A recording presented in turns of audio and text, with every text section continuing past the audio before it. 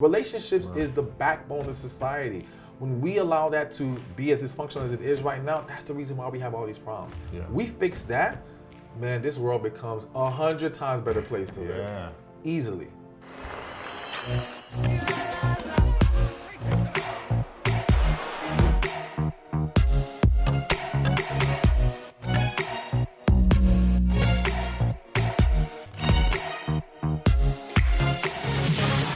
Welcome back to one of the School of Greatness podcasts. We have Stephan Labossiere in the house. Good to see you, my man. Appreciate it, man. I'm glad you're here. You learned about me a few years ago, you said, from my website, and I learned about you, I think, in the last year from your incredible message that you have online, which is all about relationships. And you speak to men and women, young and old, but I feel like the essence is around women as well. Like a lot of your messages helping women understand how to find the right life partner, how to find, how to get married, how to know what's right for you. And you talk a lot about healing. Yes. And why is healing in your mind so important in terms of building strong relationships? It's important because it's the number one thing holding people back from having healthier relationships. It's the issue that so many people are facing, but they sweep under the rug. We've all been through stuff. We've all been damaged.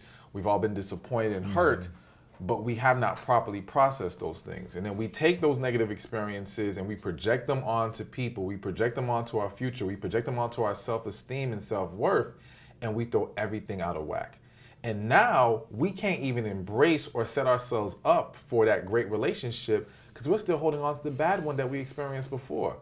So it completely gets in the way of people seeing progress in their life. So to me, it's like, okay, we can give you all these tools and tips on how to date and how to navigate through this relationship world. Online dating stuff. And this exactly. And it's all useful, but if you don't heal, you're going to end up in a bad spot.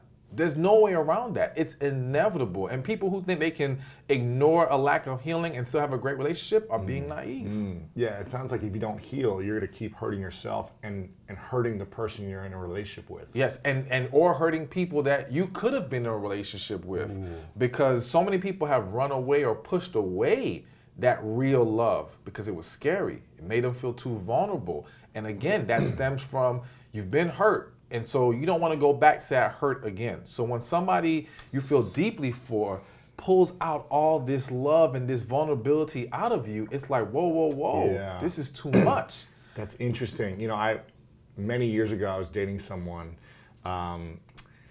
and it was like, you know, we were very connected very quickly. I felt like, wow, there's something different about this person. And after months, she started sabotaging things. Like we would be having like the most incredible nights, like everything was going great, and then all of a sudden she would just get mad at me over nothing, right? Which seemed like nothing. I was like, what did I say or didn't say? Like, I thought we were having fun here. And then the whole night and the next 24 hours would be ruined because she would be upset about something, but wouldn't tell me. And I was like, what is going on? She was not the right fit for me in the long run, and we broke up eventually. But at one point she said to me, she goes, I didn't think I'd find you, like, I didn't think I'd find you now at this age of my life. I thought I'd find you like in my 30s. She was like in her young 20s, right? She's like, I thought I'd like have my fun in my 20s, and then the version of you, the idea of you would come at like 30 or something when she was ready. And she was holding on to so much baggage and like hurt from previous relationships, but she wasn't healing from it at the time. Exactly. She was just kind of like sabotaging and like pushing away like the vulnerability that we were creating. Like we were having so much connection and vulnerability, but she was just like, I'm scared, you know? Exactly. It's crazy. Because she lost emotional control with you, and that's a scary place to be in. And so the only thing she can do at that point is look for something to be wrong to validate walking away. Because if she can't find something wrong, how can she say, I can't do this, I don't want to be here anymore? So now it starts to nitpick, create issues. God. But it all stems from, yes, she has not healed. And I would argue that the vast majority of people are married to someone they don't even have the deepest feelings for. Really? Yes. What's the percentage, you think, in your mind? If I had to throw out a number, I'm going to say 60%. Yeah, 60%. 60% I'm just going to throw out there. And it could be a lot higher. I feel like 60% of people don't love, what did you say? They're not married to the person they have the deepest feelings for, all right? The person they had the deepest feelings for, that situation somehow went left, people run. Like in your situation, in her mind, you were too good to be true. Yeah. This was not real. Yeah. And she could not believe that she was experiencing this at this time of her life. And to be honest with you, she wouldn't have been ready at 30 either. Right. Because at 30, she still wouldn't have healed. You would have came along and she'd been like, what is going on here? Yeah. And so it's a very common thing. Really? It happens a lot more than people think. Like I'm willing to bet there are men who are going to hear this and they're going to say, oh my gosh, that happened to me. Wow. All right. And people don't hear about it as much because now when that woman tells her story to someone else, she doesn't say, oh, he was too good, I was scared, I ran away. He did this and he had this fault and I had this red flag and Yes. all these challenges Yes. came up and he looked at me, I don't know, something, right? Exactly, because again, she has to validate her decision and she has to make herself feel more comfortable about the fact that she ran away from you. Wow. But I'm gonna tell you right now, it's gonna hit her. It's gonna hit her hard one day. And don't be surprised if one day, I mean, I don't know if she's It's already listening, happened but many times. she It's comes happened back. many times. Don't worry. No, we weren't the right fit. It was, it's all good. Okay. And I wish her the best. But yeah, she's tried to come back many times. Yeah, and they it's always. all good. Who do you think runs away more from vulnerability in a relationship that has the potential to be great, men or women? People gonna be shocked, but women, hands down. Why is that? Okay, one, I think that because women are more emotionally in tune and they give more emotionally, so become a lot more emotionally invested in situations, it's quicker for themselves to feel like they're losing themselves when they feel this amazing connection with somebody. Because again, it pulls you into an area that you're not used to being in. They lose control. Yes, because it's like, if you're with a guy that you really like, all right, and you're really into him, but he doesn't call you today, it'll bother you, but it's not gonna drive you crazy like the guy who you're madly into, all right? When he doesn't call you, you might be thinking, oh my gosh, what is he doing? What's happening? Am I good enough? Women will start to question and analyze everything. That will drive them insane. Also, the reality is that women are hearing so much from other women or from what they've only experienced, good men don't exist. There are no good men here. This is a fairy tale to believe you can meet this guy who's so great and so amazing. So when they meet that guy, it's something has to be wrong. This is too good to be true. Exactly. I cannot believe this is what it is. Let me check his background record. He went to jail. He must have secret kids Yeah, somewhere. exactly. Something is going on. On the flip side, when men come across that situation, they think, oh my gosh, I've hit the jackpot. Like, I found a woman who separates herself from everyone else. They latch onto it. The problem, though, with men is we don't typically handle those situations well in regards to, one, how that woman is reacting. So if she's feeling insecure or she's feeling uneasy, we get frustrated because it's almost like, well, we had this amazing connection. I'm doing my best to love you. Why are you acting like this? So now we may react in a way that fuels her fear. That fear, yeah. Exactly, and creates more problems. So we do contribute to the issue, but we're not quicker to run away. We're quicker to latch on and say, oh my gosh, I want this. This is an opportunity I can't let pass me by. Wow. Where she's thinking, this is not a real. This can't be true. I'm fooling myself. Let me run now before I get hurt even worse later. Before I get too deep in and then it's hard for me to get out. Exactly. Wow, man.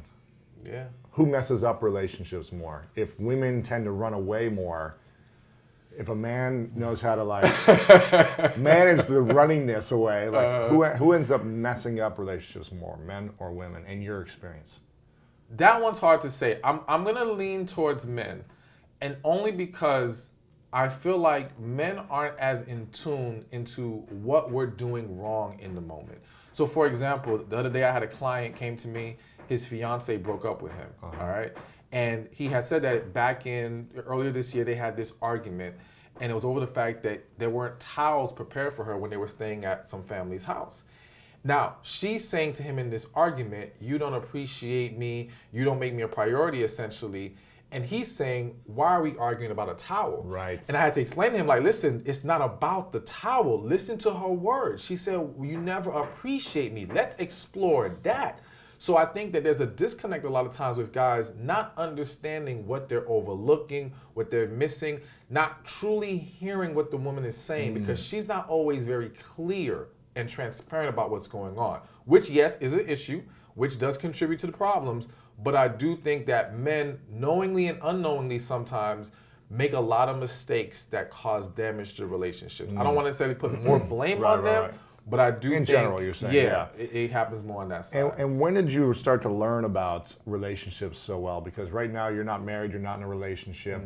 So what gives you this experience of relationship expertise and understanding?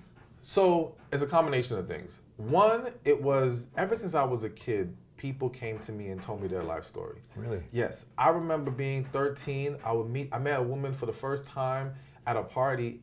At the party, she's telling me how she's been raped, how all these horrific things have happened to her that she's never told anyone else. And I could see this was a one-time thing, but this was a reoccurring theme. People, I remember at the bus stop one time, someone sitting next to me and then opening up. And I never understood why, but what that did was it allowed me to see into people's lives more than the average person does. Therefore, gain a better, more clear understanding of what's really going on. Right. But what really, I think, bust the doors wide open was when I went abstinent. Because I feel like as men, when we still have sex on the brain and sex as the focus, we don't see straight, all right? And we don't process things properly. You were in a relationship at the time, you mean? Or? No, I was single, Okay. Yeah. and I felt God was telling me I needed to step away from women and just be abstinent. And this also coincidentally was when the business really took another step and went to a higher level. And so it allowed me to refocus, but in not just refocusing purpose and business-wise, I was able to really see things for what they were. I was able to step away from situations and really evaluate, understand, because so much is happening and so much, it's not that we don't know, but sometimes we don't know how to articulate it. We don't know how to process and break it down. Now that I do believe is a natural gift that I've been given. I just know how to express things in a way that people can understand it. And I know how to process things and see beyond what you're showing me.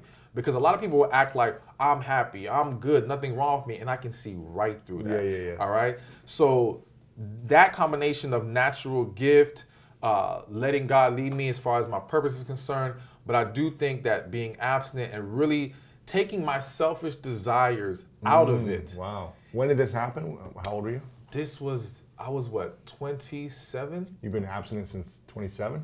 There's been some on and off.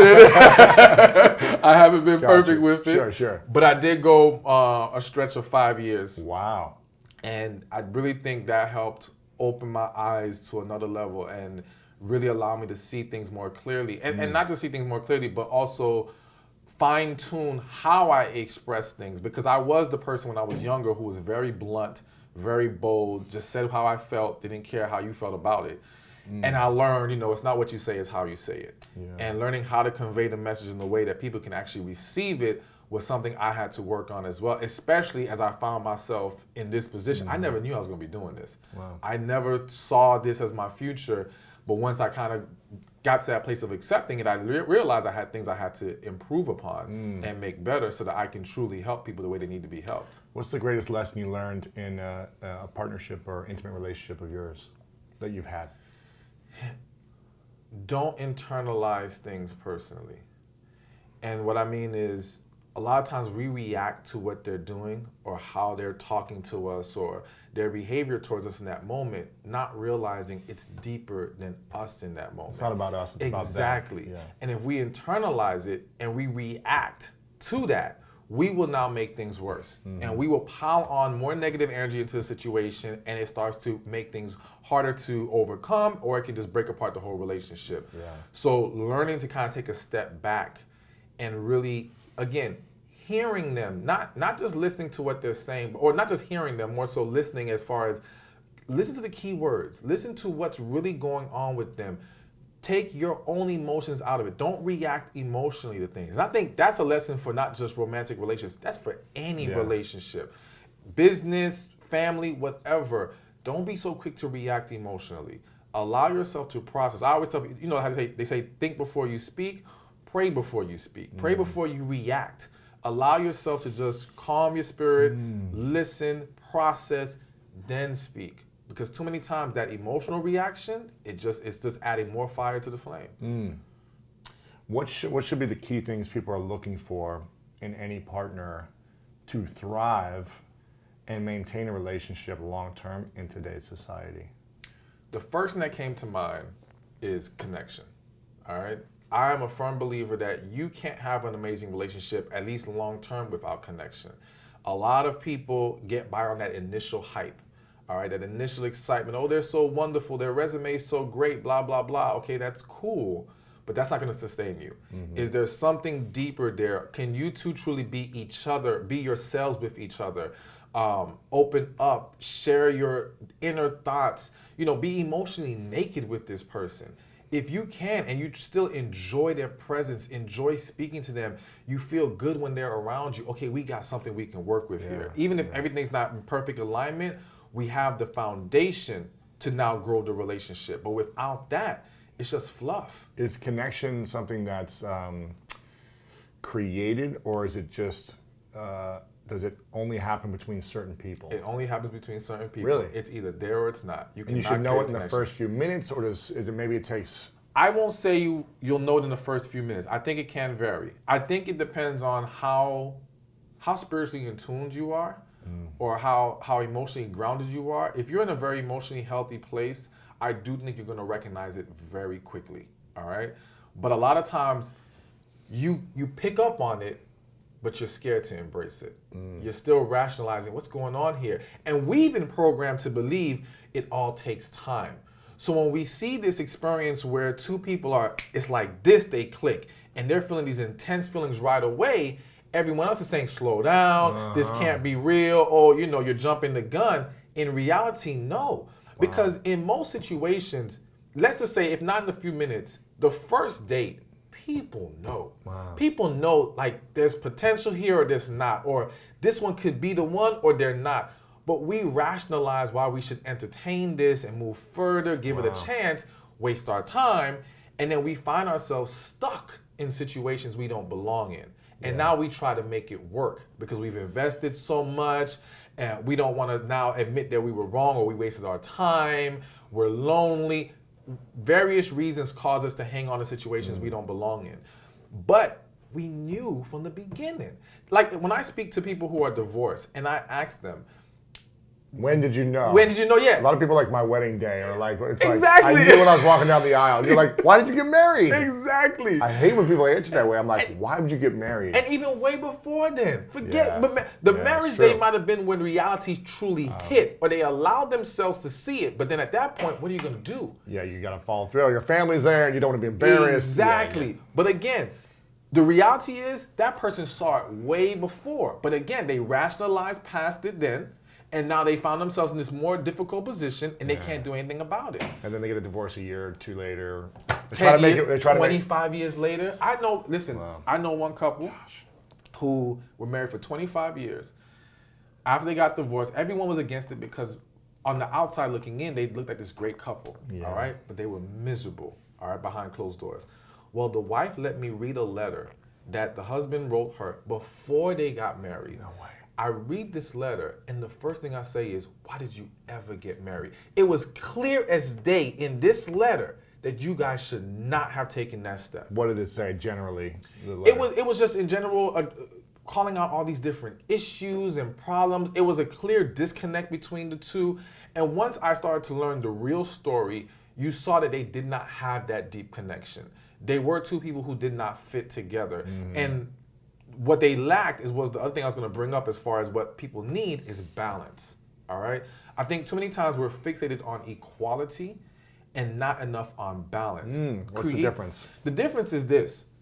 Equality is almost like, all right, LeBron and Dwayne Wade join together. They both are alpha males of their team. They're both superstars. They both can shoot. There's some level of equality there. But you know what? They could not win a championship until one decided who's going to be the main person here. It wasn't about equality. It was about balance. It was about complementing each other, learning how to work together. D-Wade or the rest of the team being able to do the things that LeBron can't do everything on his team. He needs the right players around him. So it's the same thing in relationships. It's not about they have to be able to do everything we do. We got to be able to do everything they do. It's about, can we complement each other? Can we balance each other? Can I fit in Or can I have the strengths where you have the weaknesses? All right? And in a way that doesn't conflict. And I believe the conflict part is when you don't have a connection, they will conflict. When there is a connection, that's when you're going to find balance. Because now, when there's a connection, we embrace our differences. You can communicate better. You can say, this is what you're really good at. Why don't you do more of these things and let me do these things? Exactly. And we can find a way to make it a whole unit. Wow. That's how we create amazing relationships. Balance, to me, is the greatest key. Balance and connection, you have those two things, you win. Wow. You know? And if you look at most failed relationships, they lack those two things. Two things, connection and balance. There might be some forced connection, or they've lost the connection because it wasn't really they never had the connection. It was never true. It was like the hype of the connection. It exactly. was like the sexual connection, or the resume of this person, or the idea of this person. Well, it was more so chemistry. Like, chemistry is not connection. All right? Chemistry can be created. All right? And again, so using the whole basketball analogy, a team comes together, you can build chemistry. We can learn how to work together. We can learn how to coexist, so to speak. But that doesn't mean we really like each other at its core. All right? Yeah. There's the difference. So you can have a team where the players learn to play together, but they still hate each other. All right? So they had chemistry, but no connection. But not connection. Exactly. When you have connection in a relationship, that is way more important than chemistry, because the connection will bring the chemistry. We don't got to worry about the chemistry part. When two people have a connection, they learn. It's exactly. Like, And it's a rare thing. Again, we don't experience that with everybody. It's something that happens. It's rare to find someone who can say they've had that deep, genuine connection more than 2 times in their life. If even twice. All right? It's usually once, to be honest with you. Wow. But I'm going to give it 2 times. And yes, there are going to be some people out there that say, well, there's billions of people in this world. It's not about, yes, is it technically possible? Maybe so, but you're not going to come across billions of people in the world. You're only going to come across a certain amount of individuals. And in that group of people, yes, you're only going to find that connection maybe once or twice. And once you get there, like once somebody sets the bar that high in your life, it is very hard to go. Yeah, you have to refine that. Exactly. You're not going to feel comfortable anymore going beneath that. If you do, you're going to find yourself not at peace and very miserable in your relationship. Wow. Connection, balance. Is there anything else, or is those really the main 2 things, and then everything else is figure out? The last thing I'm going to throw in is attraction. And the reason I throw it in is because I feel like in this world, we try to shame people for putting a focus on attraction. And to me, it's not about looks. Looks is about specifically saying you have to look like this, you have to be this tall, you have to have this body shape. I'm not saying looks, I'm saying attraction. We have to be physically drawn to each other. That's the last ingredient that takes a relationship from platonic to romantic. And that's the ingredient that if you remove it, will make a romantic relationship. Friends. Exactly, yeah. Friends, roommates. You got people living together. With no sexual chemistry. Exactly. Because why? The attraction is gone. But if you bring it back into that relationship, see how quickly things change. Wow. That is the ingredient. So we have to be willing to embrace the fact of, yes, attraction is necessary, one, when we first meet each other, and we need that to be more drawn to each other. But then to maintain and sustain that great relationship, we can't make excuses for letting ourselves go, and understand there's a difference between aging and letting yourself go. A lot of people are letting themselves go, making excuses for it. Nice. I understand life hits us, it's tougher as we get older, yes, but you gotta work to maintain attraction in your relationship. You let that go to the wayside. Become friends. Exactly. How important is sex in a relationship? Hugely important. This is coming from a guy who's abstinent, right? Yeah, right. Well, you know what? To me, I say hugely important from the standpoint of, I think people have to look at sex not just from the perspective of pleasure, but from the perspective of bonding. I believe it is an opportunity for 2 people to grow closer together. And when 2 people know how to truly satisfy each other, it creates an amazing bond. Deeper connection. Better balance. Exactly. More attraction. Yes. And all it keeps of that. it going. Exactly. Because if you have 2 unsatisfied people sexually, you're going to have a problem. You can't find a relationship where that exists and they're all happy and everything's great. It doesn't work that way. People crave intimacy. People crave that level of bonding with each other. And yes, biologically speaking, we can talk about the needs of a man and a woman and all these things, but I think even going deeper spiritually and all that, sex is important. And we are not taking enough of a mature approach to understanding and learning sex. I think people are very much behind in their understanding of Especially in America, it's like we weren't educated. Exactly. It's a very like hush-hush type of thing. It's not talked about in schools. Your parents, at least most parents, aren't talking about it until it's like the moment, and it's like, let me say something to just get it out, and then let them figure it out. Well, and not just that, a lot of our parents don't know either. Right. Like, people just don't take time to get more educated on their bodies, on sex, on true sexual satisfaction. There's a lot of lies going on. I tell people all the time, listen, a lot of women aren't being sexually satisfied, all right? But they're lying to their friends, they're lying to their partners. Right. So there's a perception that everything is all good. No, it's not. There's a huge disconnect between the reality or the perception of women's sexual satisfaction and the reality of women's sexual satisfaction. And that contributes to a disconnect in marriages. Because again, if the woman is not satisfied, she now becomes less willing to be sexually involved with her husband. Now, he starts to gain resentment. He starts to feel neglected. Starts to wander. Exactly. Every snowballs from there. We can't overlook that and act like everything's going to be fine. And we can't say, well, you should love them enough to where it doesn't matter. Listen, we're talking about maintaining a committed relationship. That's a part of it, plain and simple. And we have to learn how to make it better on both sides and how to be more honest with each other. I think if we can learn to be more honest and transparent, then we can work on the things that are lacking. Wow. But people, again, they feel very uncomfortable speaking about sex, speaking about their needs, and constructively criticizing their partners. We have to learn how to do that. Because you don't want to hurt someone, yeah. So Exactly. How often should we be talking about our sexual needs in an intimate relationship? Should it be like once a month we sit down and like schedule it out? Is it like pillow talk every week? Like, what should be, again, everyone's different, but what do you think is an appropriate amount of time? Yeah, I think it depends.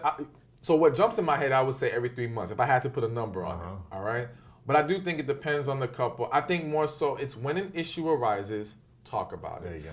The key is we have to create environments where we can have those talks. See, again, we're laying the wrong foundations in our relationships to where we can't have these open discussions about sex and other things lacking in our relationship. And we're afraid to push our partners away. We're afraid to ruffle the feathers or rock the boat. But if you can't talk to them... We resent things, right? Exactly. And what happens is you hold it in, and now the negative energy comes out in other ways. And now they're confused because they're like, why are they giving me this attitude? And they're thinking, like I said earlier, he's thinking it's about the towel. No, it's not about the towel. It's really about something else that you're not telling him. So we need to be more honest and transparent, and we need to create an environment where we can have this talk and you're not going to take it personally to the where you're going to internalize it or allow it to now throw our relationship off because you're getting upset and you're allowing it to, have a negative impact. No, take it as, okay, that's how you feel. Cool. Let's work on this. How can we make this better? We have to be serious about tending to the needs of our partner if we're going to have successful relationships. Yeah. There's so many divorces happening. It's higher than ever, right? Yeah. I think we had a divorce attorney on who's talking about how it's higher than ever. There's also even more people who stay married who probably should be divorced, who aren't happy. And so it sounds like there's a very small percentage of married people who've been together for many years who are actually still thriving in relationship. Maybe I'm wrong. Maybe there's more, but it sounds like it, right? There's a very small percentage that are having like these incredible long-lasting marriages and relationships that have the attraction and connection and balance and all these things. Why do you think that is, and how can we decrease the number of failed relationships? Or is that the wrong question to ask? No, I think it's a good question. I think, one, we have to understand marriage is not the issue. It's marrying the wrong person and marrying for the wrong reasons, all right? And then underlying to those things is the lack of healing. Because it's the lack of healing that leads us into these wrong relationships and allows us to entertain situations we should not entertain. Because again, for example, if you're a guy or woman, if you've been through some things and now you think you don't deserve that great person, that great relationship, because your perception of yourself is low, now you're gonna just latch on to whoever comes around who says, I want to be with you and willing to give you what you want at that moment. Yeah. And you're thinking, okay, this is safe, this will work. let me go ahead and go with it, but you're never truly into them like that. It's never going to be the relationship it needs to be. All right. But that all stemmed from your lack of self-worth because you didn't heal from whatever traumatized you emotionally before. So how do we heal first? What's that process look like? So it's a long process, and I do plan on, I have a book I'm working on right now called Finding Love After Heartbreak, and it's going to lay out the entire process. But, so I'll give a little bit right now, and I'll save the rest for later. Great. So one thing is first we got to get the hurt out. And so I have this exercise I do at all my events called the Who Hurt Me list. And so you get a piece of paper, It could be write like down 100 who hurt people, me. like, oh, motherfucker. It happens. Ask yourself the question, who hurt me? And now every person who comes to mind, write them on that paper. Doesn't matter if you think you moved past it. Doesn't matter if you think it's small and insignificant. If they came to mind when you asked yourself that question, put them on the paper. Anyone in your life. Anyone from a in your childhood life. friend to your parents to a lover. Anyone, anything, if they come to mind, put them on that list. Because that's how we start to recognize the pain points in your life. Now we see, okay, this is where it's coming from. A lot of people have suppressed what has happened to them. And so you can't address and resolve something that you're not willing to accept exist in your life. And the reality is that just because it was 10 years ago, 20 years ago, it's still lingering within you.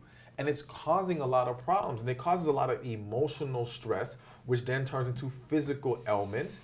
And it just snowballs from there. Tension, anxiety, All of fear, that. all Yeah, these things. depression. Yeah. All right. A lot of these things that we go through in mental health stems from things that we have not resolved from our past. All right. And it's just all contributing to the issues that we're experiencing in the now. Right. And some of us, we may not be experiencing the issues right now, but we will. It's coming. It's just festering in you, and it's going to come out at some point. Yeah. So write a list and think about those moments and reflect on them, or what's... Well, no. So at that point, once you get the list, now we can see the first person. And I won't go too much further, but let's just say you're going to have to go through a process of getting things off your chest. We have not released these things from our spirit, from our system, and we need to essentially emotionally detox. And to do that, you've got to get it out. So whether you speak into a recorder, write a letter, something, and like I said, scream into a pillow, anything, right? Yeah, but I do want like a full release. Again, we don't fully release. Would you release each person or just everyone at one time? So I would say this. You want to start with, let's say, your top 3. Now, I've had clients where they did their top 3, and that kind of, once they got through those, they were able to process everyone differently to where it wasn't necessary to do everyone else. All right? Now, if you have 10 significant experiences and 10 significant different people that need to be addressed, yes, you may have to release with 10 different people. So it depends on the person. And that's why something like this requires a more in-depth process. We got to talk about things. We got to understand what about it did you internalize, how you're seeing it, because some of it is changing your mindset, changing your perception of what happened, understanding that it wasn't about you. Like we said earlier, hurt people. And so once you understand that and understand how they behave and why they behave the way they do, it changes how you look at things and how you internalize those situations.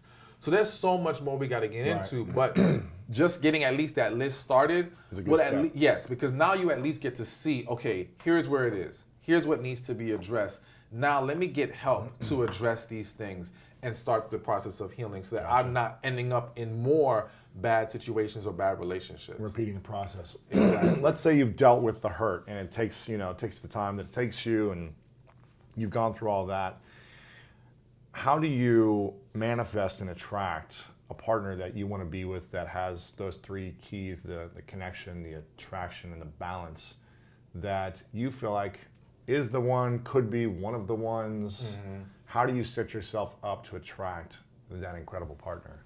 So one, you got to be yourself. So finding yourself is number 1. All right. You can't connect with someone if they're connecting with the fake you. All right. Yeah. That's a false connection.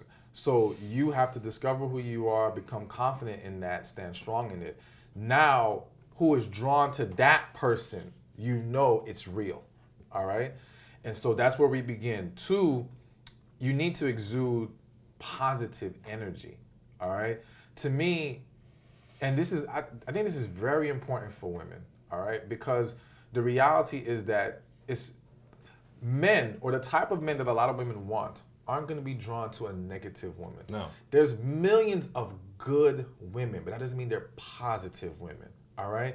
And it's that lack of positive energy that holds them back more than they realize. Really? Yes. And Just like even just saying negative things throughout the day. They might be a good person, but if they're always complaining or negative. Exactly. And not even just what they say. Again, it's how they're coming off. Because facial energy, their body language. Yes. It's like, so look at it like this. I tell people all the time, it's not what you say, it's how you make them feel. All right? So you can say all the wonderful things you want, but if in your presence they don't feel at ease, they don't feel peace, they don't feel that positivity, that's still going to throw everything off. If you say nice things, but you have a frown, Exactly. it's like, what's the point? Exactly. You know what I mean? Yeah. Exactly. And what a lot of women aren't realizing is that their energy is off because they have walls up. They're so scared. They're so fixated on protecting themselves. Because they've been hurt in the past. Exactly. Haven't healed from those things. But I tell people all the time, the same walls you have up to protect you are the same walls blocking your blessings. All right? So you don't realize you're restricting your ability to love and be loved because you're walking in fear. All right? You can't walk in fear and expect all these wonderful things to happen. It doesn't work that way. Even in business, the ones who succeed are the ones who put the fear aside and say, I'm going to have faith and push forward no matter what, no matter how it looks in front of me, no matter how many people tell me you're doing the wrong thing, get a regular job, whatever.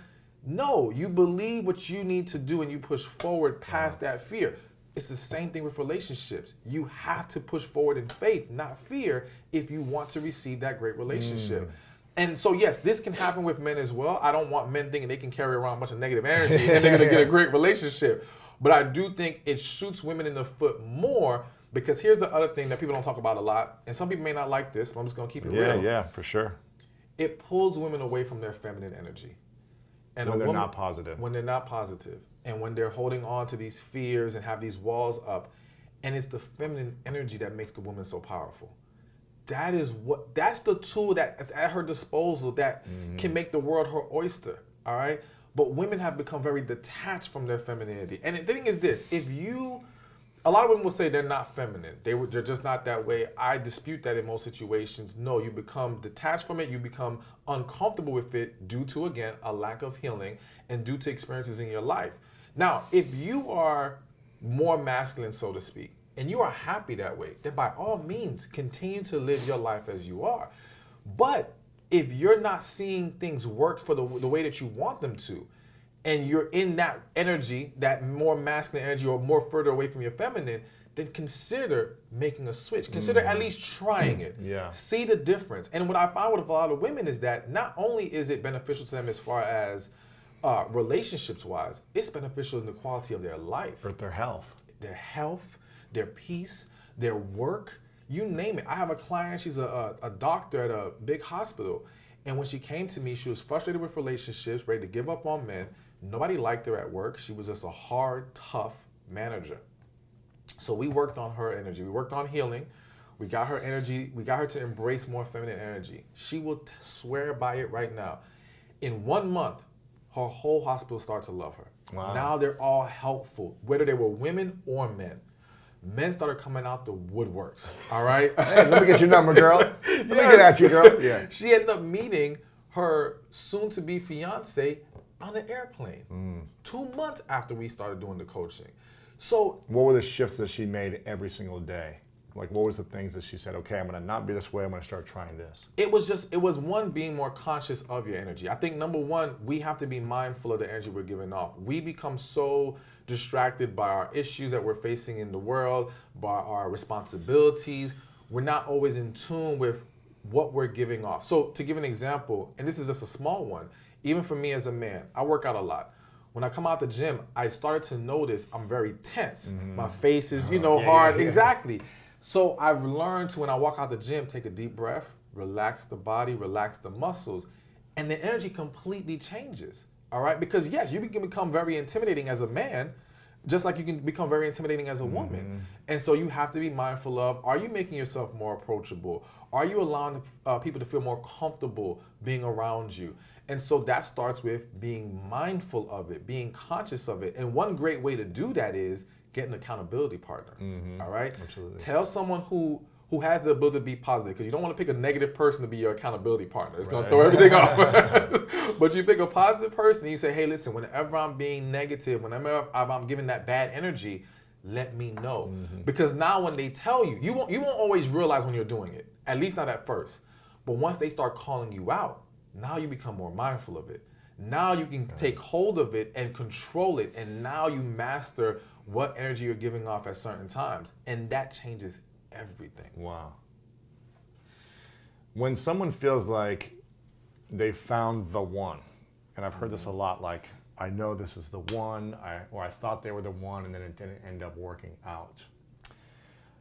And they want to get married. They've decided marriage is for them. They want to be life partners. What are a few of the conversations that they should have to not know for certain, but know for better certain that this is the right decision? This partnership is the right decision to move forward in a long-term committed relationship. Okay. As opposed to just maybe the infatuation behind it, or the initial connection, or the attraction.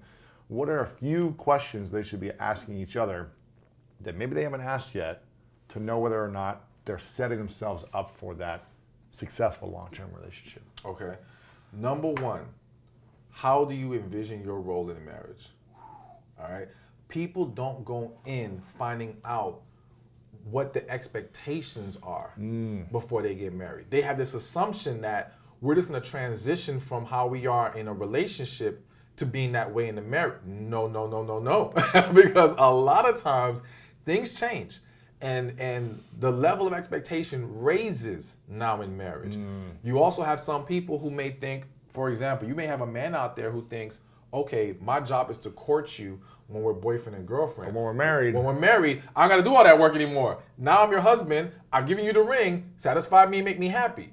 You got to find that out, because you're setting yourself up for failure if you don't realize he thinks he gets to take time off now that he's married you. Or he may think, as long as I'm paying these bills, don't ask me for anything else.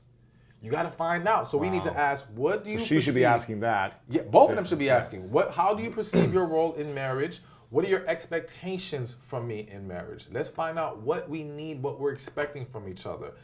Number two, making sure our values are aligned. All right. So whether that be spiritual, whether that be even financial values, whatever those things are, let's make sure we're on the same page about it. And if we're not on the same page, are these things we can balance out and work out? All right. So for example, let's look at it from a financial perspective.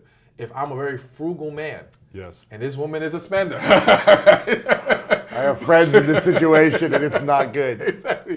And I'm sure they didn't talk about it in advance.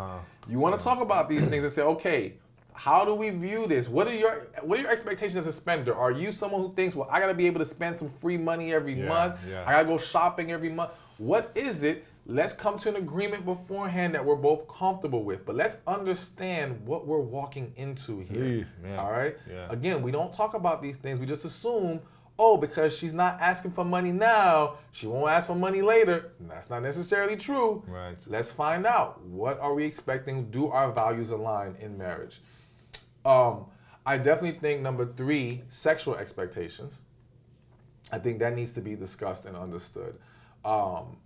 And again, it's all about compromise if a compromise can be found. So it's not saying, okay, well, I expected 4 times a week. Right. You know, he or she says 2 times a week, and now we're just going at it. No, well, then maybe we go with 3 times a week.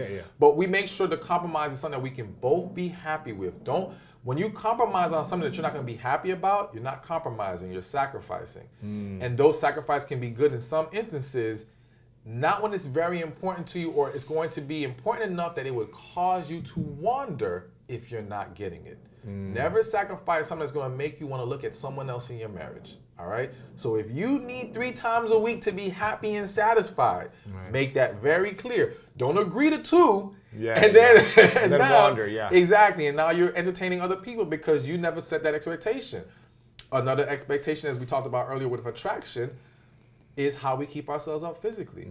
I do think so that needs to be discussed. What if I just gained 60 pounds in 7 years, and is that okay since we're married now? Listen, people need to be honest.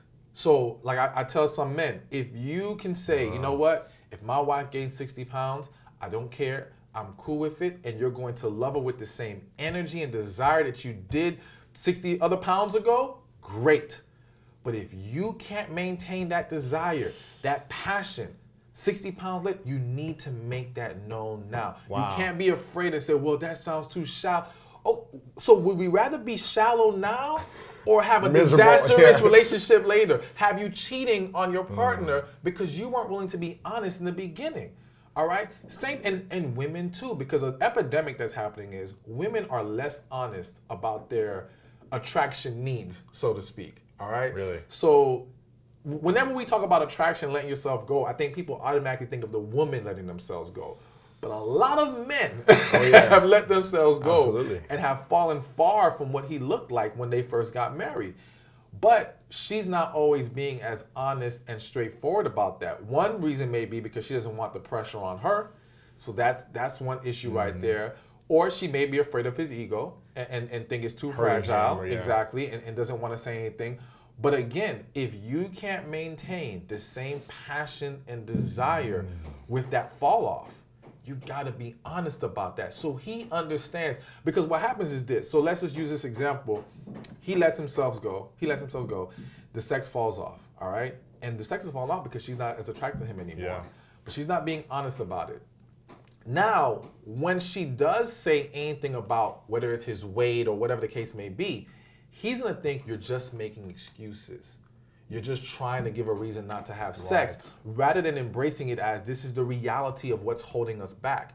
However, if we had this conversation from the jump and you were honest about it, then I always knew this would be an issue. Now when you bring it back up, it's gonna be like, yeah, you did tell me that this happened. So now it's gonna be easier for me to embrace that and actually do something about it. And have the recognition and awareness about it because you'd already talked about it. Exactly. Now you do a lot of these events and workshops for hundreds of women at a time.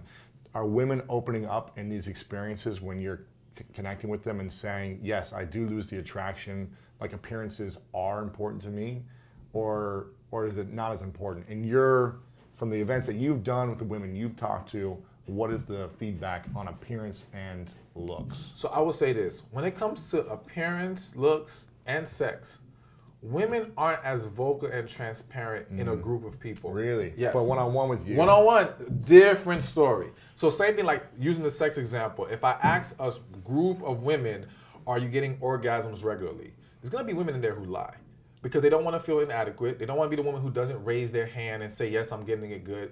So they're going to be hesitant or not know how to answer it. But if I ask in private, now I'm going to get the real truth. Yes.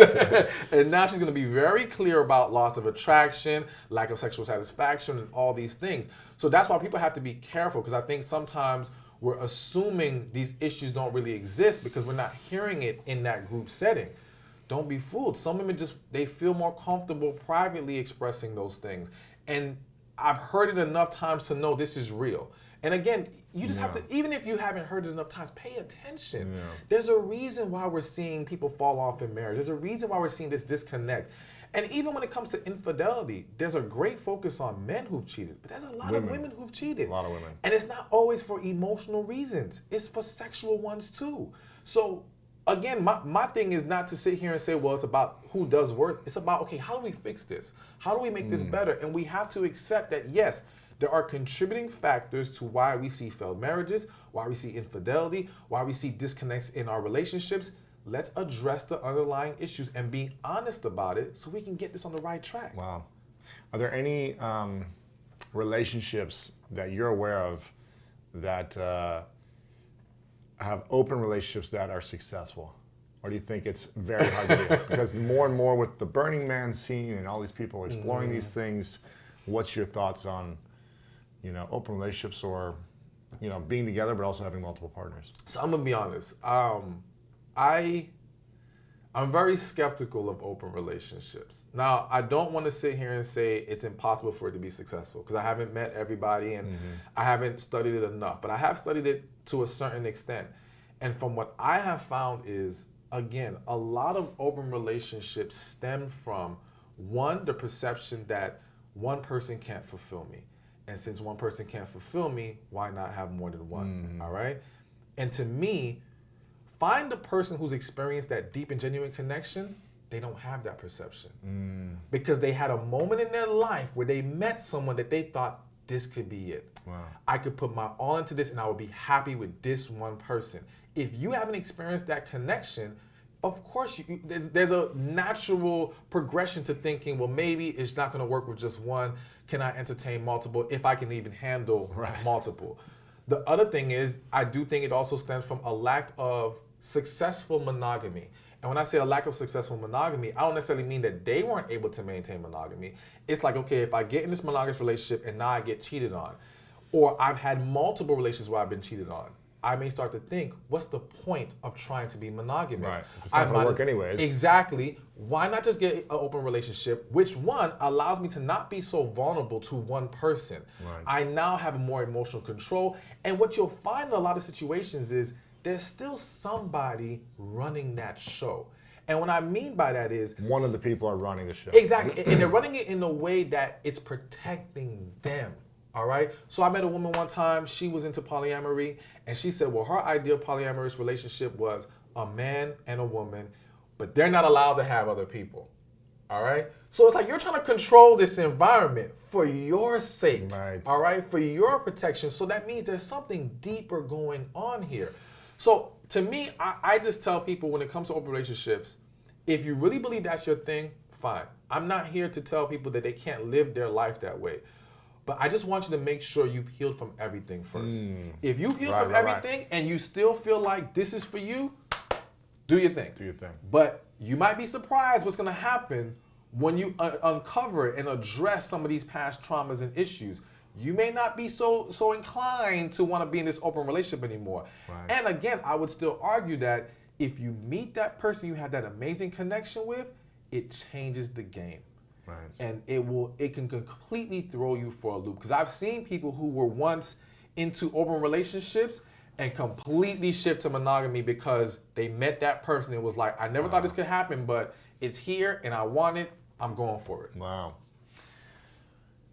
That's powerful insight. What about in a relationship you've been together for a long time, you've been married together for a long time, and it just feels like it's not working.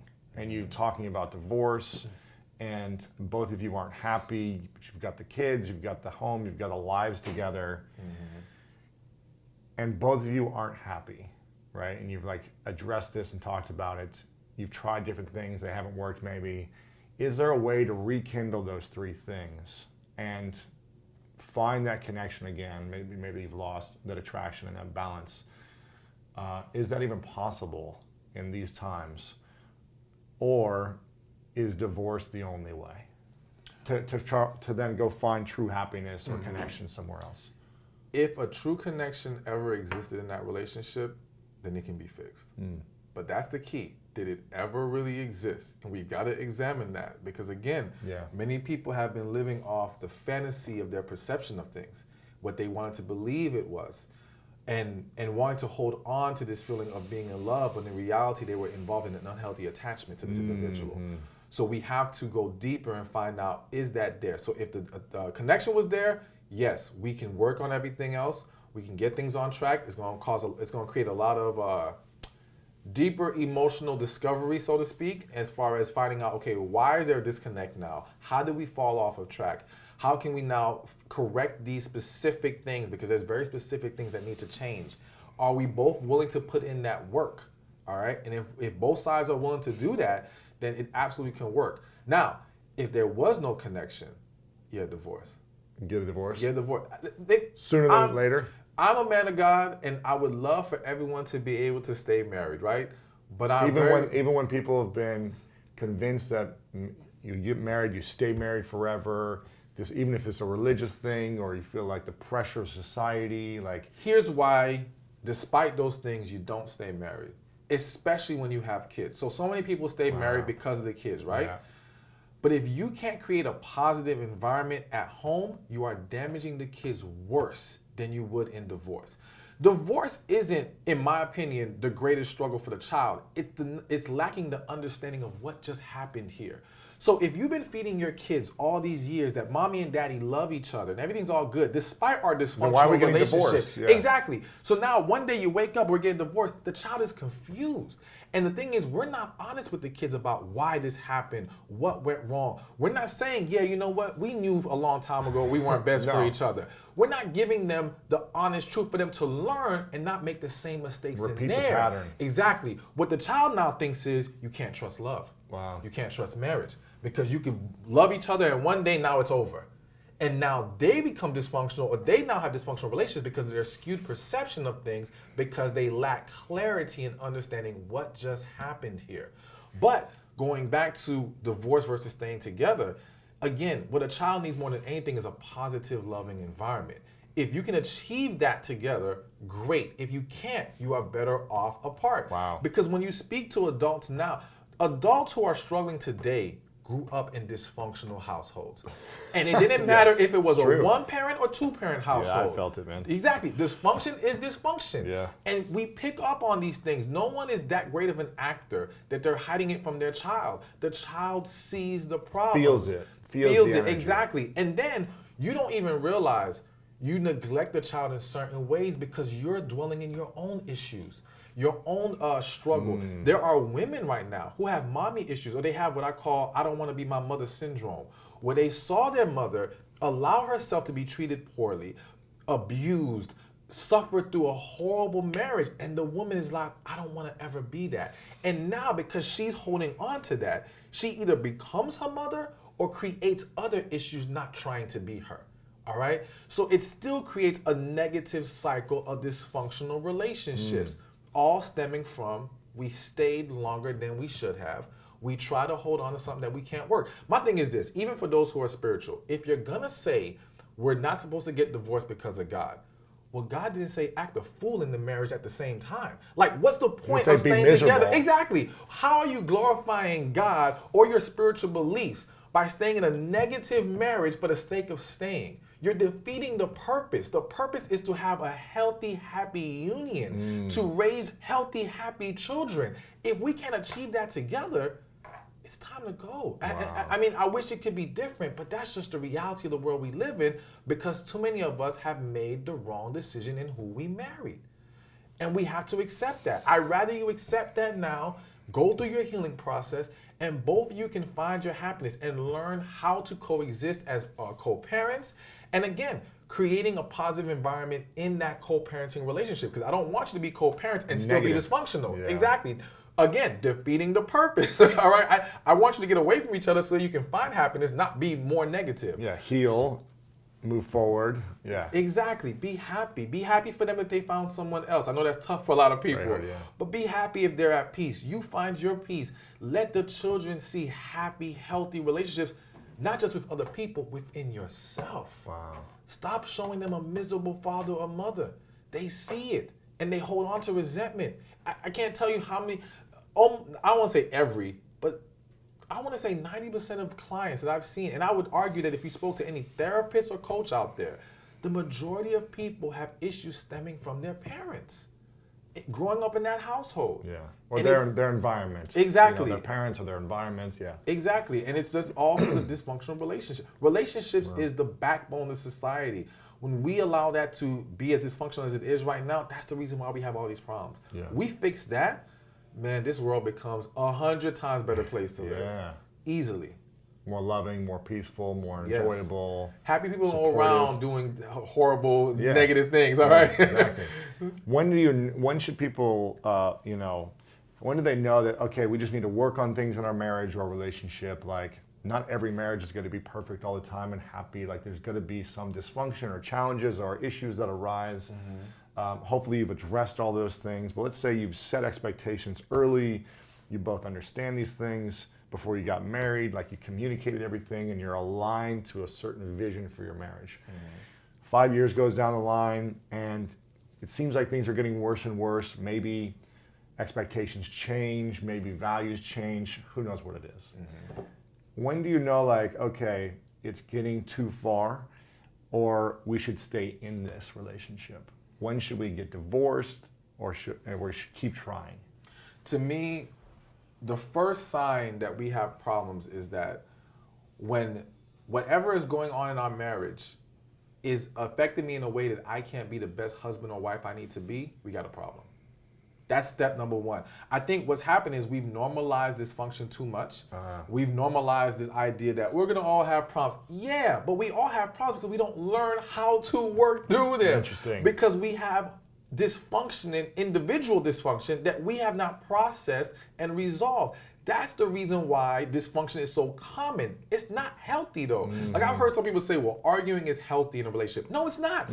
No, disagreement is acceptable. But when yelling at each other is not good. Exactly. I just watched the Will Smith and Jada, the Red Table Talk of Will Smith like opening up about their marriage. I don't know if you watched this yet. I haven't watched it. I just watched it last night. It's actually really powerful what he said. Jada, I guess, when they first started like dating or whatever, at one point she like raised her voice at him and like sweared at him or did something where she made him look foolish in front of other people. And he took her into the other room and said, can I speak with you for a minute privately? Took her into the other room and said, I can't be with someone who's going to raise their voice, yell at me, or swear at me. It just doesn't work for me. And it's going to put me into a shell. Like, I'm not going to be the best version of myself. And if that's you, then I love you, but we can't be together anymore. But I need us to be able to have complete peace. If we don't agree on something, then we have to set ground rules where we step away, we take care of our anger on our own, not in front of the other person, then we come back and communicate from a peaceful, loving place about what we're upset with or frustrated with. And so we never put that on the other person. And when I heard that, I was like, wow, that's so powerful, because most of us, most people, it seems like in relationships, will allow themselves to yell once and swear once, and then it's just like, once you've said you son of a b once, it's like you can say it whenever you want. Exactly. And then that respect is gone, that that love is gone, or it seems to be gone. And the other problem is we expect our partners to be our emotional punching bags. Yeah, we think, well, because you love us, you should deal with our crazy moment, our dysfunction, our disrespect, all these things, because, okay, but we show you love in other moments, so don't blame me for this one. No, like, focus on giving your partner the best of you, not the worst of you. Yes, they should help you through your struggle, but struggle is not an excuse to blatantly disrespect, stress out, throw negativity at your partner. You can't do that. So I think we have to all hold ourselves accountable to a higher standard of how we behave in our relationships. And yes, stop giving this excuse of, well, we're all gonna have our dysfunction. No, listen, it can happen, granted, but we should be focused on, as Will laid out for Jada in that talk, we have to discuss things peacefully. Yes. We have to come to the table calmly, maturely, and see how we can resolve it and not just lash out. That's not healthy. Because screaming is not communicating. No. It's not creating a connection. There's not an attraction there, and there's no balance. Exactly. You don't have those three things that are all of necessary. it. It destroys all of it. And whenever I have gotten in arguments in the past, in my relationships, all I want to do is go be alone afterwards. I'm like, I don't want to be around you. I just want to be alone. Like, I need space to like heal and recover now, because it's very traumatic, or at least it has been for me. And that's just been my personal experience. And I think that's why it's so important to learn how to communicate in a peaceful way. And sure, you might get frustrated and tension might come up, but you got to create ground rules, I think, for yourself and your partner. What are we going to do when that happens? Exactly. Maybe we just quiet until we can breathe and like communicate calmly. But I don't think there's anything good that comes from screaming. No, not at all. I witnessed that with my parents, screaming and escalating, and it was just like, it never felt good in the house. There was nothing that ever came from that was good. They always had to like apologize to each other in ways, and then it was like passive aggressive for a week, and it's just like, why can't we just be, more peaceful about these things? So I think it's really important. It doesn't just affect your relationship, it affects the people that are in your relationship, family, friends. It affects those people as well. It even affects your coworkers, because, Absolutely. I'm a firm believer that people take a lot of their relationship issues into the office, and it affects their attitude, their energy, their focus, and they don't realize how they're hurting their efficiency and hurting their ability to do so much more and do so much better, whether they're an entrepreneur or they work for somebody, because their relationship is dysfunctional. And so, like, I'm a firm believer in, if we can help people who work in corporate or whatever have stronger, better relationships, their careers will thrive, their companies will thrive. Like it pours into everything. So we have to create that positivity in our lives so that we can reach our true potential. I think it affects everything in business. I mean, when you're having a bad relationship intimately, it affects the way you show up in your career, for sure. What's one thing you wish men understood more about women in general, and one thing you wish women knew about men in general? All right. Every man and everyone's different. You know, human's different, but in general, based on all the work you've done and the things you hear over and over again, one thing you wish men knew about women and women knew about men. This may sound bad, but what's coming to, I always just say what comes to mind, all right? Because I never practice any of these things, is learn to look past her words. And what I mean by that is a lot of times, again, women don't always fully express themselves. As much as women will say men are horrible communicators, women are actually horrible communicators. and it's because, yes, they talk, but they're not always clear. And part of it is because women can see past our words, all right? Sometimes to the point where they overanalyze and over-rationalize things, and it causes them to look at things the wrong way. But they know how to pay attention to all the small details. They understand if our moods are different, even if we say we're okay, they're very in tune with that. So they kind of have that expectation with us. Yeah. And though I want women to be more clear and transparent, I want men to be more aware and be more in tune with your partner. It's not just about her saying, I'm okay. Look at her. Pay attention. Does she show you she's okay? Does she really look like there's nothing going on right now? And if you can see past that, I'm not saying badger her, because yeah, she might not want to be badgered, but at least one, show a true concern for her feelings, and show that you are going to be there for her when she is ready to let you know and have that talk. You want to create a very secure environment with your partner, a very safe environment where she can open up to you, she can be herself. And again, I do believe that starts with look past the words, and even in understanding how to keep her satisfied and happy. It's like the woman who says to you, you don't need to buy me anything for my birthday. All right? Yeah, right. Yeah. Exactly. Don't listen to her words. Exactly. Look past that. And even if you think she's telling the truth, you know what? There's nothing wrong with still doing a little special something for her. It just shows that, again, you're more in tune with what's really going on with her emotionally, and not just what she's speaking. But I do believe that as you do that more often and you show a willingness to hear her out, we have to consider our partner's feelings. I think too many men don't consider their partner's feelings. When you do that, she will become more transparent. When she knows that she can be open and honest and you're not going to reject how she feels or what she says or call it crazy, she'll be more willing to speak up about it. So I do think men need to be more in tune, look past the words. As far as what I wish women would know with men, so it's kind of the flip side of that. He can't read your mind. Yeah. He can't read your mind, and a lot of times men generally just don't know. There's a difference between the man who loves you, but does not know how you want to be loved, and the man who doesn't care about what you want and how you want to be loved. All right? Don't confuse the two. Some guys not doing the right thing is simply a lack of knowledge, and simply not a lack of caring. Exactly. So it's like I tell women, you got to be more specific. If you say, I need you to spend more time with me, what does that How look much like? time? Exactly. What are we doing together? Exactly. I have this example where I was counseling this couple, and the wife was like, he doesn't spend any time with me. I just want him to watch some TV with me, whatever. So I said, okay, cool. I'm going to speak to your husband. We're going to get this worked out. So I spoke to him. He said, all right, deal. I'll do it. I said, let's do it for a week. Let's see what happens. So a week passes. I said, what's the progress report? He says, man, I did everything you told me. I watched TV with her every single day. I was there. I showed interest. I asked her, I said, what happened? Oh, he didn't do anything. I said, what do you mean? He said he watched TV with you. She said, yeah, he watched TV with me, but he was on one side of the couch and I was on the other side of the couch. So you see, in his mind, it's you asked me to watch TV with you. I did that. In her mind, You asked me to cuddle you and caress exactly. you. And She wanted intimacy. She wanted desire to be shown. She wanted a closeness or non-sexual intimacy is what I call it. And that's what she was really looking for. So on one end, I can go back to the man and say, listen, look past the words If she says, I want time with you, it usually means she wants a closeness to you. She wants to feel there with you. So be mindful of that. But on her end, be more clear. Be more specific. It's not fair to hold it against him or to claim he doesn't care when you didn't explain to him what you need. I tell women all the time, one of the greatest tests to seeing if a man is serious about you is not seeing what he does on his own or what he already knows. It's seeing how he handles your desires and your feelings. If when you express those things to him, he makes the corrections, you're good. Yeah. But you gotta be specific. You gotta make it clear. Let's see if he actually does what you ask him to do.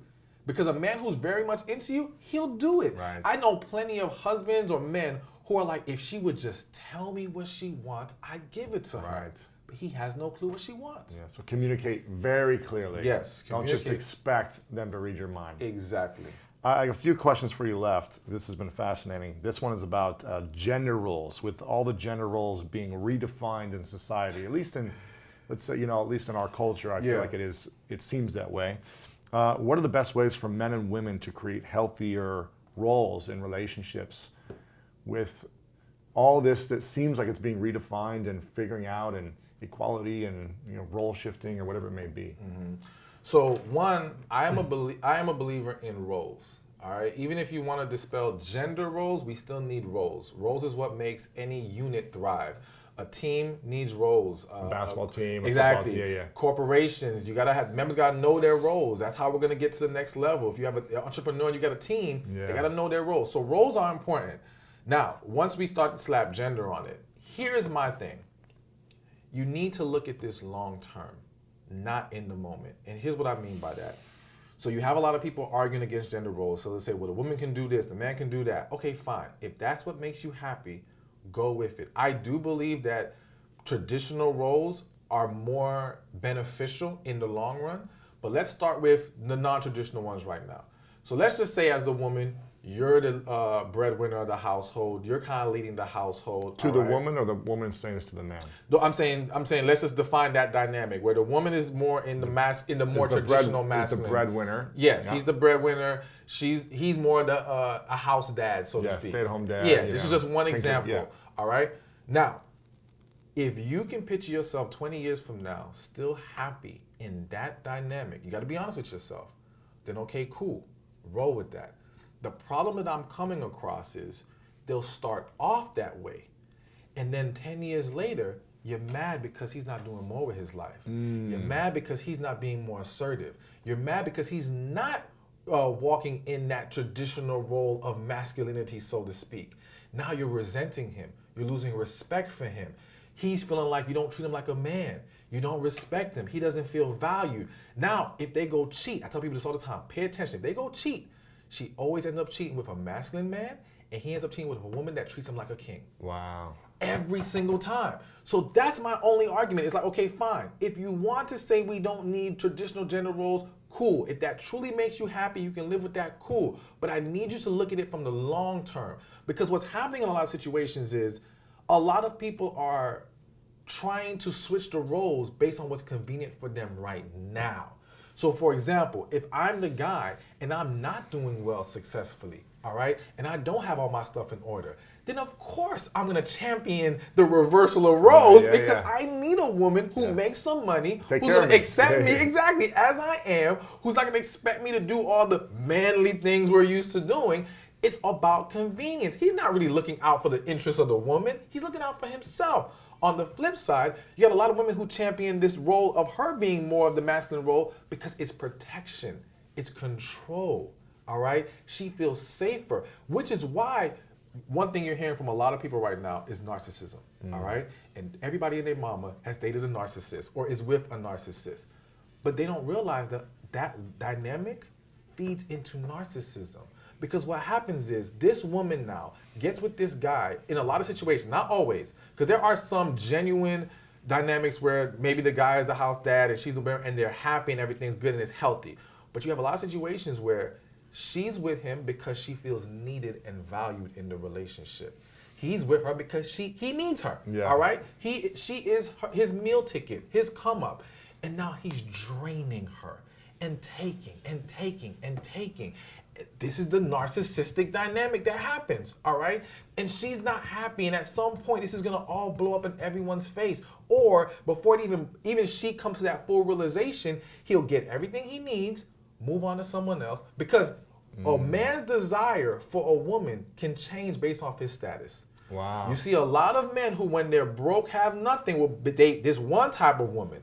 Let them become successful, and now they're dating this completely different type of woman. And I always say it's because they always wanted that woman they wanted when they were successful. But it was easier to get that other woman when they were broke, all right? So with that said, I encourage women to consider, is he really dating you at his best? And when I say at his best, I don't mean he has to be rich, all right? I don't mean he has to be super popular, super successful, any of that status stuff. But is his character developed? Is he a man who embraces responsibility? Is going to be willing to pour into the relationship? See, that kind of guy, whether he is the breadwinner, whether he is the house dad, is the guy you can respect and be in a relationship with. Because that kind of guy, even if I'm not the breadwinner, I have the mentality of, I want to do for you.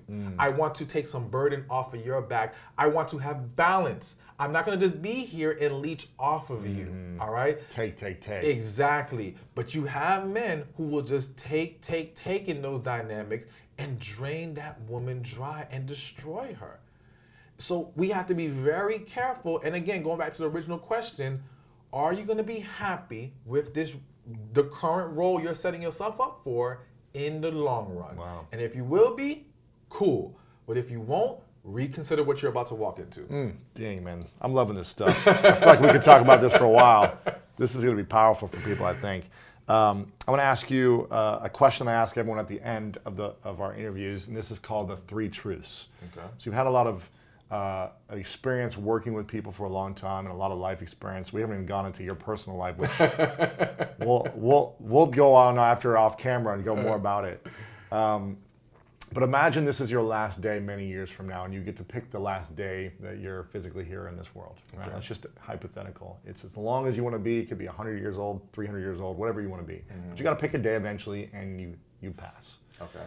But it's a beautiful moment, and you're at peace with everything, and you've created the life of your dreams. You've written all the books you want to write. Okay. You've done all the work. You feel like you've been the person you're meant to be.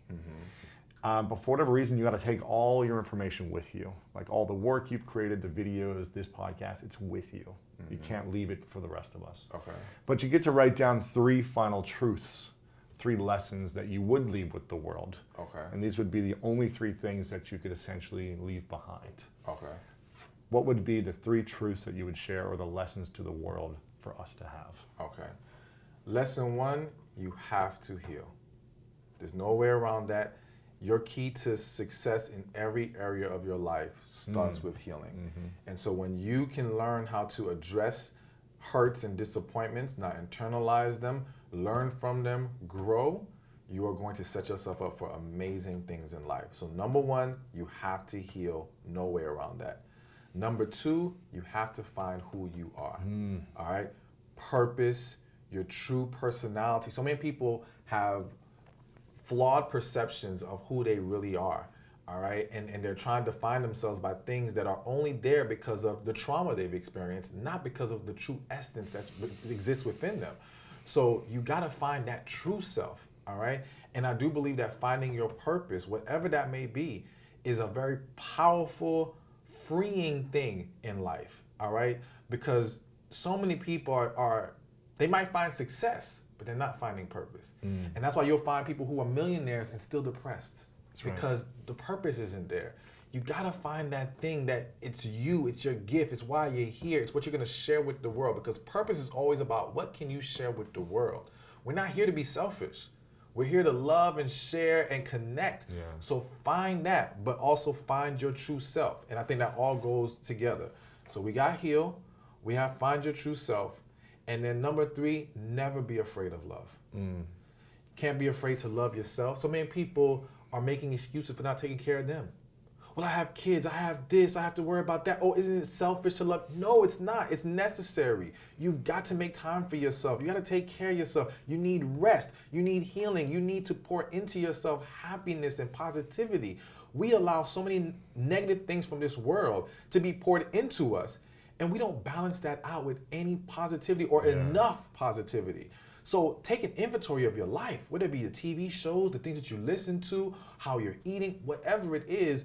Are you taking care of yourself and truly loving yourself? So loving yourself, but again, not being afraid of love in general. When that true love comes your way, don't run. Rather than run, figure out, why am I even trying to run?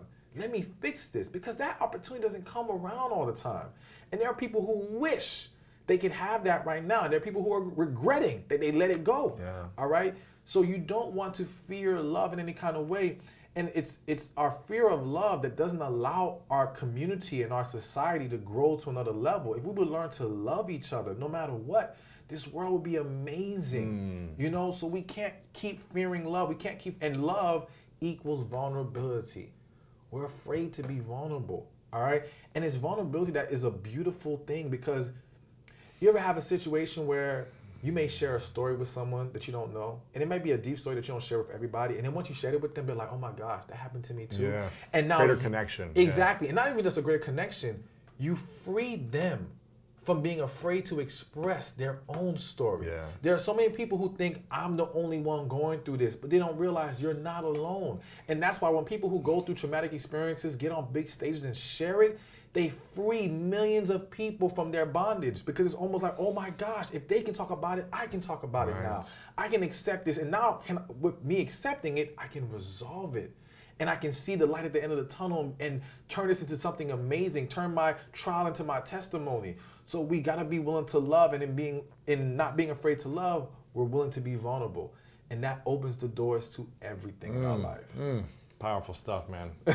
You've got a number of books. Make sure you guys check out I think it's the latest book, How to Get a Man to Cherish You If You're His Wife. Make sure you check this book out. You've got another one.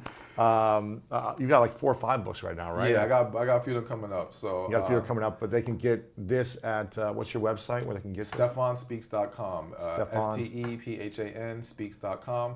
And if they want to get updates, free advice, things like that on my books, they can go to StephanSpeaks.com/VIP. Join my list, and you'll get all the updates that you're looking for. That's great stuff. You've got a great social media following, a massive audience. What's your social media handles? And so at Stephan Speaks, Stephan on Speaks. Instagram, Twitter, and on Facebook is Stephan Speaks Relationships. There you go. Very cool. You're doing a tour right now, I think, or you do different events where you'll speak for a half day or a day. What are these events? Yeah, so right now I'm doing the Truth About Love tour. I actually have an event Sunday in LA, and it's, what is it, like 3 to 4 hours. We're talking different topics. We're doing Q&A. We're addressing all these things. I'm laying out how to heal. So even though we gave a piece today, if they come to the event, they get the whole thing. And yeah, just helping people overcome and win in life. Win when it comes to relationships. Again, not just romantically, but personally, family, business, everything. Relationships are all around us. And so I want to give people the tools to experience better and just to see the things that they're really looking for finally manifest. Amazing, man. Amazing, man. I'm excited to learn more about you and your personal life. Wish we had more time, because I think you got a fascinating experience. Before I ask the final question, I want to acknowledge you for a moment, Stephan, for constantly challenging yourself to gain clarity, to find clarity within your own life so that you can serve as many people as possible. And I think you stepping up, going through different challenges, whether it be getting into relationships or being abstinent or, trying these different things and putting yourself out there, you're constantly testing how to help more people. And I think that's a really cool thing. So your way of being, your energy, your clarity, your vulnerability is a powerful thing, and you're helping a lot of people in the world. So I acknowledge you for your truth, man. It's really powerful stuff, and I'm glad we've connected. Is there anything else you want to share before I ask the final question? No. Okay. We can go to the final question. Final question is, what is your definition of greatness? My definition of greatness is living your true purpose, being your true self. Like that's greatness. When you find that, man, that's it. Whatever it is, whether you're a skateboarder, a gamer, relationship coach, an internet guru, whatever, you know what I'm saying? Like whatever that true purpose is, that's greatness right there. Because once you find your purpose, everything else can fall into place. Your relationships can fall into place, your career, your health, you name it. All of it can get aligned when you find your true purpose. So that to me is greatness.